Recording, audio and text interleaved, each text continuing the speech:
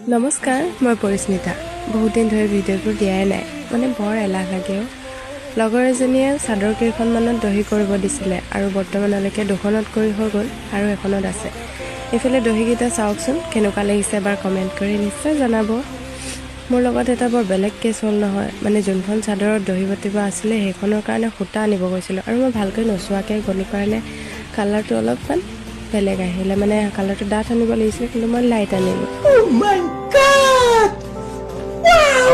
একো নাই চাদৰখনত গুলপীয়া ফুল আছিলে আৰু মোৰ ওচৰত গুলপীয়া সূতা অলৰেডি আছিলে সেইবাবে মই দহিটো গুলপীয়া কালাৰে কৰি দিলোঁ তেতিয়াও ভালেই লাগিছে তিনিখন চাদৰ কৰি হৈ গ'ল তাৰপিছতে ভাবিলোঁ অলপমান কিতাপ পঢ়ি লওঁ যিহেতু এক্সাম পালেহি বিশ্বাস কৰিব গোটেই ছেকেণ্ড চেমটোত মই মাত্ৰ ইমানকণেই লিখিছোঁ তাৰপিছত কিতাপ সেইখন ভালকৈ উল্টিয়া মুল্টিয়া চাই একো বুজি নাপায় মই